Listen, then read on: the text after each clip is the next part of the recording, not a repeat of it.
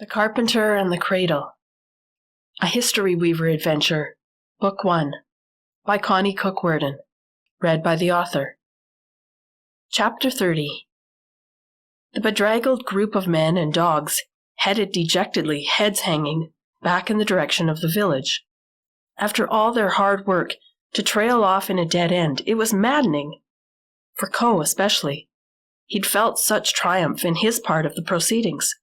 But it had all come to nothing, and who knew what damage the man's entry into, and then escape from the village would produce. He couldn't help feeling as though he had been a personal failure. After all, if it hadn't been for his capture and the man's subsequent rescue and return of him, the man never would have been able to follow Coe and learn the whereabouts of the village. No one was accusing him of failing or of putting the village in danger, but Coe couldn't help wondering if the men were secretly blaming him somehow. "Do you think instead of finding me by accident and rescuing me, the man was sent out to spy and see what had happened to me after I escaped?" Coe couldn't help voicing his thoughts out loud to his father. "Never mind it. You're alive and well. You did the best you could. You were clever and lucky to escape. It's a shame the enemy has also escaped, but then he, too, was clever and lucky. We've been unlucky in the matter of his escape, just as the enemy was unlucky in the matter of your escape. That's warfare for you. There's nothing to be done about it now. Not unless the enemy takes further action, but we'll be ready for them. Perhaps it's time to move the village again." Coe groaned within himself. The upheaval of village moving was always so bothersome. He hated to think that he played any part in that decision if it came to that. But very likely it would. Oh well, as Limo said, it couldn't be helped now. "I think I might know the spot on the map that the nurse was describing," Paul said after they were piled in the van and on the way back to Beaver Row. "It just may have been the source of the Beaver River. It's called Troisy Creek. It splits into 3, Devil's Creek, Gold Creek, and Beaver Creek.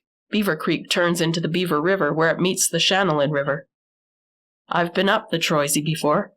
I've hiked up Victoria's Peak and camped between there and Snowy Point, where the Troisy starts. Snowy Point is the mountain valley right between the two peaks. If the dot on the map was on the start of a waterway, that would probably be at the start of Troisy Creek at Snowy Point. The map with the squiggly lines splitting into 3, starting at a point in between 2 mountain peaks, made me think it might be where the Troisy starts. We certainly can't go today. It would be at least a full day's hike in, and then a night's camping. Maybe 3 days total. I think I'll plan on doing a trek up there just to see what I can find out. I wonder if Georgie would have been headed there on her own. Or maybe that's where James would be heading. I think it's our best bet anyway. Head up there and see what there is to see. And maybe what that cradle artifact has to do with that spot, if anything. If those were the 2 drawings on the piece of paper. I just wonder what Georgie knows about it." "Victoria's Peak? You don't think the name has anything to do with Georgie, do you?" June wondered out loud. Paul considered the idea for a moment. Like, if she was named after the peak? Probably just coincidence, but your idea is making me wonder. What it really makes me wonder is, does this all go back to her parents, her biological parents? Were they somehow connected to this situation with the cradle? Where did she get the drawing and the map? "I know, so many unanswered questions that can only get answered if we could find Georgie," June said desperately. "Well, I'll tell you what, we'll plan a backpacking trip up Victoria's Peak, leaving tomorrow," Paul announced. "Coral and Fern, if you'd like to come, you're more than welcome if your parents will allow you to. And June and July, I think it's time we at least let the people involved in the situation in on what we know. Let them know that we're looking for Georgie and that we feel she may be in danger. I agree that we don't have enough to go to the police with yet, but I'm going to tell your mother and sisters the whole story. They can come backpacking with us if they wish. And I think Fern and Coral should tell their moms the actual situation. I don't want them allowing their girls to come on a trek that may be dangerous for all of us without really knowing what they're getting themselves into. I don't feel that we're in any exceptional danger from this man, James McKay. He may be targeting Georgie, but he'd have no reason to go after us. Still, if we come in between him and Georgie, there could be some danger, so I want all parents involved to be fully in the know. I don't think there's any sense my asking to go, Fern said resignedly. I'm sure my mum wouldn't let me. She didn't add the part that she wasn't sure she wanted to go, and that the entire conversation wasn't one she was willing to have with her mum. No way did she want to have to explain any part of the Georgie situation. Okay, that's fine, Paul said. What about you, Coral? Did you want to ask your mum? I'll ask her. She might agree to let me if one or both of my brothers came along. Do you think they could? That might not be a bad idea, actually, Paul said. The greater our numbers, the less likely James McKay would be to try anything stupid if we do happen to run into him. Sure, ask them if they'd like to. They left it there, and the next morning the group that assembled to hop in the Eagle's van to take them to the foot of Victoria's Peak consisted of Paul and April, May Lee, June, July, Gussie, who was on her first overnight backpacking trip and quite excited to be included, Coral, Will, and Rex. June and July exchanged little looks and smirks when they saw that Coral's brothers had come along. They had both been wondering and feeling a little excitement at the thought that they might get to spend a few days with Will. But there was the complication that both the girls had noticed him. What if he actually noticed one of them back? Would it turn ugly between the sisters? June felt her stomach tighten at the thought. After all, they were getting to the time of life where other girls their age were getting boyfriends. So far, the question of her and July fighting over the same boy had been purely academic. Nothing had ever come of their crushes. But what if someday it did? And what if that someday was close? What if Will liked July? That was the thought that clenched June's stomach. Of course, it wouldn't be a great deal better if he liked her. With all their bickering, she was devoted to her twin and would have chopped off her right hand to avoid seriously hurting her. June tried to put all other thoughts to one side to focus her thinking energy on finding Georgie. She mulled over the possibilities in her head, trying to imagine what the possible connection could be between Georgie and the mysterious Cradle. The van navigated the gravel road into the woods that ran past the bookshop. Once they were deep into the woods, it turned into a dirt road and began climbing. Soon it turned rough. The riders in the van bounced off their seats every time Paul couldn't avoid a pothole. The kids whooped and hollered every time they got air until it became a game, egging Paul on to hit the deepest holes. Never mind. I'm doing my best to avoid them. I want to keep some shocks on the van, he grumbled, swerving around a large hole, only to hit an even larger one.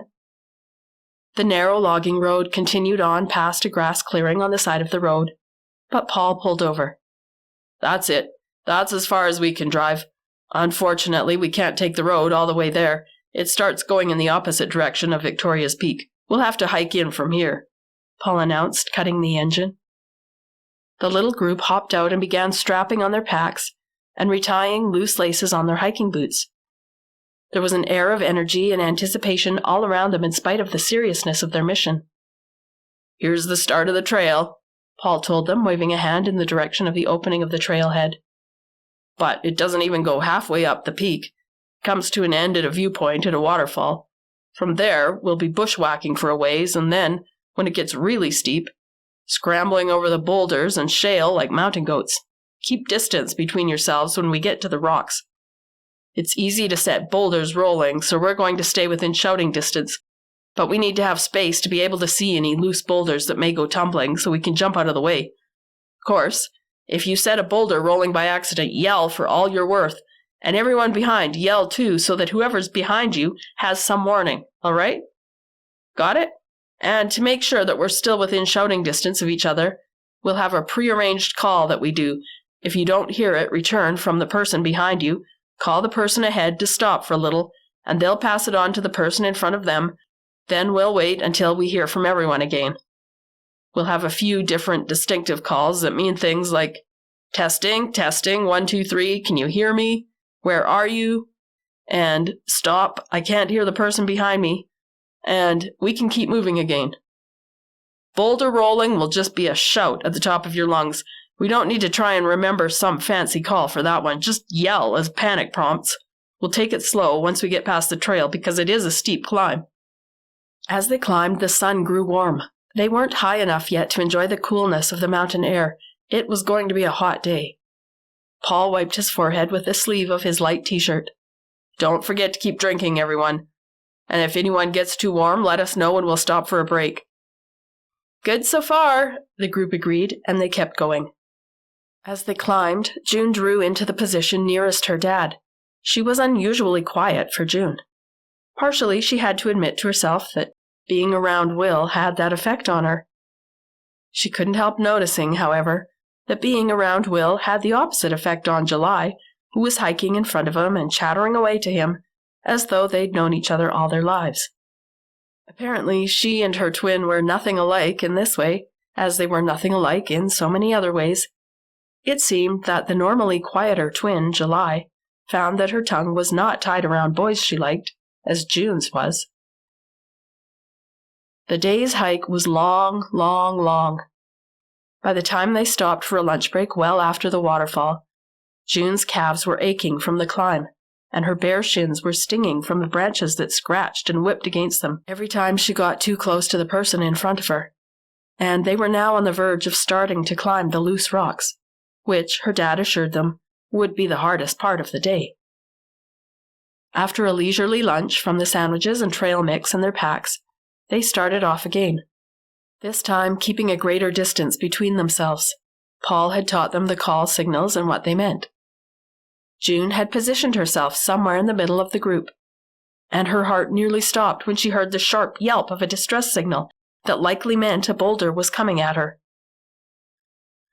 She could soon hear and see the thunder of a large-sized boulder moving like a freight train towards her, and she screamed with all her might while jumping out of the way. Behind her, she could hear the echoing of July's scream. So July, at least, had been warned. But she didn't know who was behind July and if he or she had heard the boulder and gotten out of the way in time. After the immediate danger was past, the group went through the "Where are you?" call. Word was passed to the front of the group that all were present and accounted for, and none was hurt. They could keep moving. But Paul, who was leading the way, sent back the signal to come together. He and April, Gussie, and Mei Lee were waiting for the rest of the group by the time June and July joined them. Next came Coral, and then her two brothers behind her. "I don't know what happened," Paul informed the group. "About the boulder, I mean." "Don't you? Who started the signal, then?" June asked, puzzled. "I did," Mei Lee said. "I was third in line behind Dad and Gussie. They both said they didn't set it rolling. I happened to hear it rumbling down the hill and looked up in time to scream and to jump out of the way, but no one seems to know what happened that started it rolling." June felt a prickle up and down her spine. "You don't think, do you?" she said. The rest knew what she meant. Was James McKay aware of them? Was he nearby? Had he set the boulder rolling, hoping to at least hurt someone and turn back the group? "Let's not jump to conclusions," Paul said sternly. "These boulders just spontaneously move sometimes if they're unstable. That was likely what happened. At least we're all okay, and we know now that our system works. Good job, everyone, on staying a reasonable calling distance apart, and on passing back the distress call, and on staying alert and jumping out of the way. Thank God no one got hurt. Let's hope that's our last close call of the day." The group kept moving, more slowly and cautiously than they had been earlier in the day. Now, everyone stayed extra alert. June couldn't get the idea out of her head that perhaps James McKay was somewhere around, and she jumped at every sound that wasn't a bird or the wind. When a pebble began to roll, it was all she could do not to cry out. But she stopped herself in time. It was just a pebble, no sense alarming anyone. But the pebble had started to roll from behind a large boulder. A boulder that a man could be hiding behind. Was James McKay hiding there? Had he shifted his weight and accidentally set a pebble rolling? June told herself not to be so silly. How could James have got to the boulder without anyone seeing him? She kept her feeling of panic in check by talking sternly to herself and didn't bother to mention the rolling pebble to her dad when they finally stopped for the night. The sun was nearly setting by the time they arrived at the top. "Here it is, crew," Paul announced. "There's Victoria's Peak straight ahead and straight up. This meadow at the base is where I've camped before. It's the best place for our tents. And then, first thing tomorrow after we have some breakfast, we can head off down into the valley between Victoria's Peak and Snowdon Peak. That's where the source of the Troisy is. We'll just have a good look around tomorrow and probably come back here for the second night. This is the only accessible option for getting to the top and back down again, so we'll go down the way we came when we're ready to head back on the third day. Don't be too disappointed if there's nothing to see tomorrow. At least we're doing what we can. And we're getting some good exercise and adventure out of the deal too, right?" The tired group all nodded in agreement, but no one answered. Paul seemed to have the most energy out of the number, being the one most accustomed to this kind of exercise. The others went off to get water from the creek, but June was feeling contemplative and a little peopled out. Paul, who could sleep with any amount of caffeine pumping through his veins, was perking coffee on the foldable three-legged camp stove with its small propane bottle. "Coffee, Junebug?" Paul offered. June accepted readily. She was like her dad in the effect caffeine had on her. It never bothered her sleeping patterns. While they sipped from their blue, white-speckled enamel cups, June stared off into the vastness of the western mountains on the other side of the Beaver River, reflecting the shine of the sun dropping down below the western range. She posed the question to her dad that was the visible tip of the iceberg of thoughts below the surface that couldn't even find their form in words. "Do you ever get the feeling that there's more to reality than meets the eye?" "Like what? Like parallel universes? Alternate realities? They're fun to think about. I don't know if I believe in them." "I don't know, maybe like that. Or even, like, in this reality, that there's so much we don't know. Who knows what reality really is?"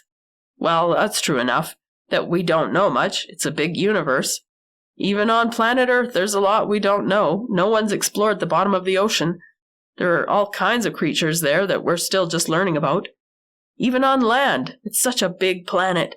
There are huge, unexplored territories. Maybe there are hidden tribes civilization doesn't know about yet. Even the past is a kind of alternate reality. Sure, it's over and done with, but it happened. It shaped our present. And we think we know what happened, but history tells us such a small part of it. No one really knows all that the regular people did that didn't make it into history books." June felt like the world was spinning, as, in fact, it was, but not usually this fast. The spinning was only inside her head, however. It was just the spinning of her thoughts. She felt very small and out of control. "When I think about it, even other people's lives, yours, Mom's, even July's, they're kind of like alternate realities. I don't know what it's like to be anyone else. There's so much I don't know." It was a slightly nauseating feeling. Her own smallness and ignorance and the enormity of the rapidly rotating Earth, which was a speck in the universe. "That's true, Junie. None of us knows everything. Maybe none of us knows much of anything at all, really," Paul chuckled. He didn't sound bothered by the same feeling. Maybe he'd long ago accepted it. "We just think we do. That's kind of the beauty of life, though. All that mystery waiting to be explored. We could never run out of it. Adds a lot of excitement to being alive and being human." He added, "Mostly we go along not really thinking about all we don't know, living in our own little worlds. Pretty tiny. But that's okay. We don't really have any other way to live." Paul gave his head a little shake, and the two watched the sun set in silence, sipping their coffees. "So, what's brought all this thinking on?" Paul asked at last when it was nearly dark. "Oh, I don't know," June said wearily. She felt tired all of a sudden. "Will we ever get any answers? About Georgie, I mean? Maybe that's what's brought all this on. We've learned a little, but there are so many unanswered questions yet, like, why did she come here? To Beaver Row, I mean. What was she looking for? Is she okay? Where is she right now? What's she doing? I'm sitting here drinking coffee by a campfire with my dad, warm and safe, and she might be trying to sleep, shivering out in the cold somewhere without anything. Or worse." "All that thinking doesn't help Georgie, but it can sure make you miserable," Paul said softly. "I know. I can't seem to help it, though," June said, getting up and emptying the coffee grounds from her cup into the fire, making it sizzle and spit. "I guess I should go get ready for bed," she said in a flat voice.